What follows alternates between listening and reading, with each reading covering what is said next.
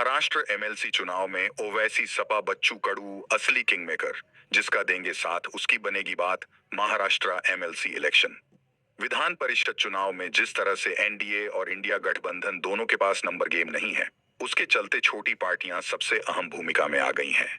सबकी निगाहें असदुद्दीन ओवैसी और बच्चू कडू के विधायकों पर है, क्योंकि इस चुनाव के असली किंग मेकर यही दोनों नेता हैं। महाराष्ट्र की 11 विधान परिषद सीटों पर होने वाले चुनाव के लिए आज वोटिंग हो रही है।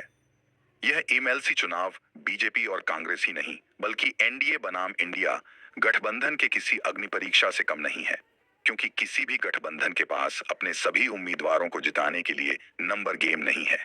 ऐसे खरीद फरोख्त से बचने के लिए सभी दलों ने अपने अपने विधायकों को पिछले 3 दिनों से 5 स्टार होटलों में ठहरा रखा है और वोटिंग के लिए सीधे विधानसभा पहुंचेंगे।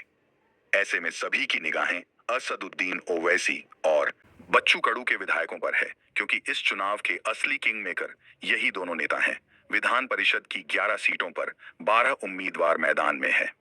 बीजेपी ने 5 और अजित पवार और शिंदे की अगुवाई वाली एनसीपी और शिवसेना ने 2-2 कैंडिडेट उतारे हैं, जबकि इंडिया गठबंधन के कांग्रेस, उद्धव की शिवसेना और शरद पवार की एनसीपी से एक-एक उम्मीदवार मैदान में है।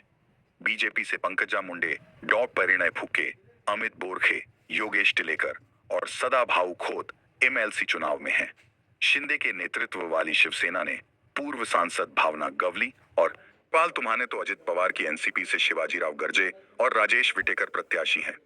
वहीं एमएलसी चुनाव में कांग्रेस से प्रज्ञा सातव, उद्धव ठाकरे की शिवसेना यूबीटी से मिलिंद नार्वेकर और शरद पवार की एनसीपी ने जयंत पाटिल को चुनाव लड़ाया है।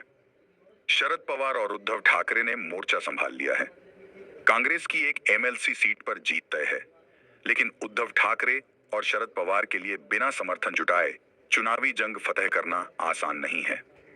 उद्धव ठाकरे की पार्टी के 16 विधायक हैं, तो शरद पवार के पास 12 विधायक हैं।